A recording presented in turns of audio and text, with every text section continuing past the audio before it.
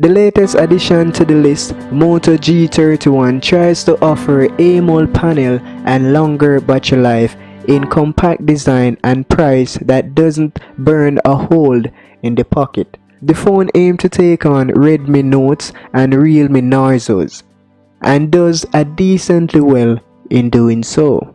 In no way this phone can be called the perfect mid-range smartphone. However, its limitation, the phone performs decently well if you're looking for a powerhouse that can help you play graphics intensive games.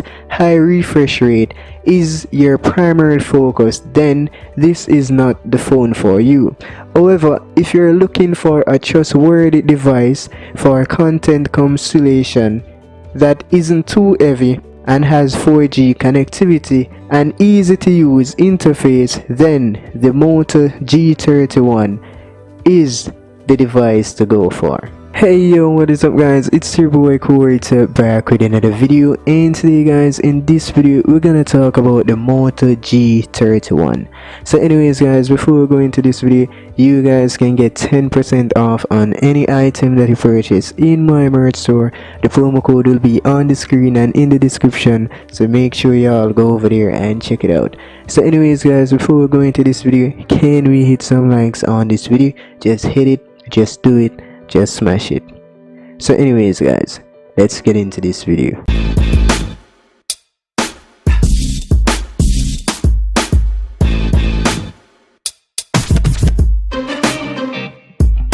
The Moto G31 has been launched in India. The phone has been launched in a couple of memory and storage variants, including 4G to 64 and 6G and up to 128 GB. These variants are priced at Rs 12,000 up to 14,000 respectively. The phone is available in a couple of colors of blue, grey, and other colors. Phone will be available to purchase starting December 6 via Flipkart. The Moto 31 might not have a striking or unique design on the market, but this 8.45mm thick phone with curved edges is a delight to hold and has a curved back that sits perfectly in the palm of your hand. Not only does Motorola seem to have found its mojo back with affordable pricing smartphone, it has settled down on one design language that can be called unique. This is the reason now most Moto phones can be easily identified from a lot of look-alike crowding the market. You know, if you understand what I'm saying. The device rear panel has a reflective line that not only help offer extra grip but also looks visually appealing when reflects to light. That said, the rear panel offers downside light plastic and lacks the premium feel of a glass panel. It does not help to keep the phone weight in check, but users may prefer to look to this weight. There's a vertically aligned triple rear camera setup in the dual tone camera, and the rear mounted fingerprint sensor is housed underneath the Batwing logo. The power button sits on the right frame of the phone alongside the volume rocker and a dedicated Google Assistant button that is found almost all in the Moto phones. On the left, you just have a hybrid SIM tray that can host 2 nano SIMs and 1 SIM of a micro SD card. Since it's a mid-range phone, the device does have a noticeable bezel around the display. While the chin is slightly more prominent, the Moto G31 has a front-facing camera houses under a hole punch cutout with a USB Type-C charging port and a speaker located at the bottom. The 6.4-inch AMOLED panel boosting FHD Plus resolution is the highlight of the Moto G31. It is interesting to note that the Moto has decided to add an AMOLED panel on the smartphone, which makes it a worthy contender on the best device on the RS 15,000 list.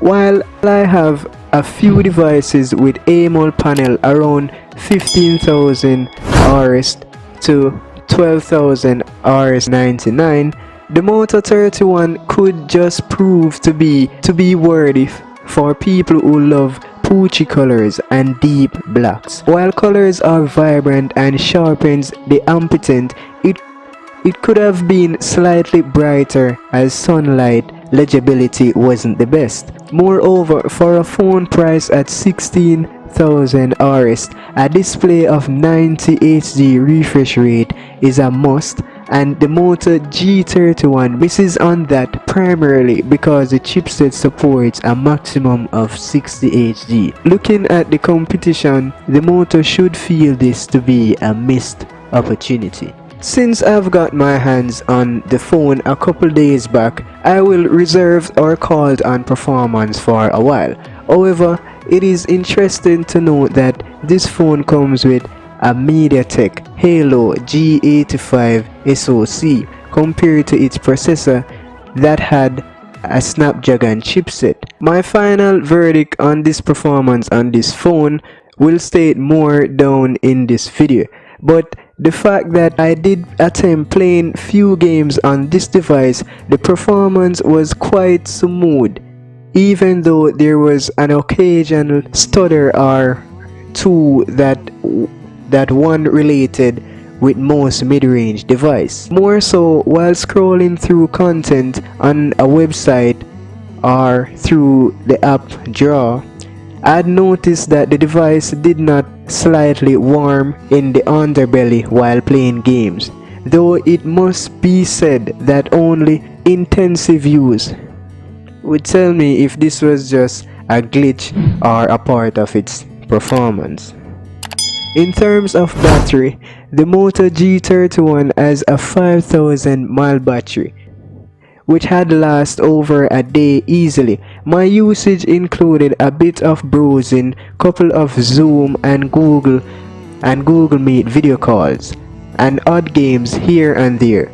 Moto bundles a 20-watt fast charger with the phone, and to tank up the entire battery it may take some time.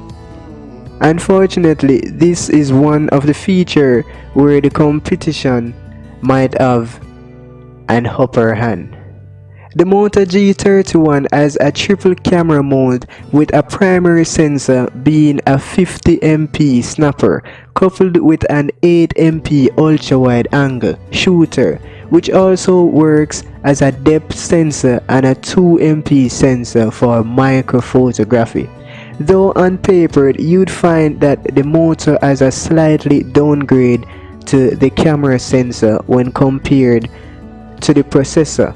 Evaluating the camera performance and will be in a better position to tell you more in some time late or more videos from now.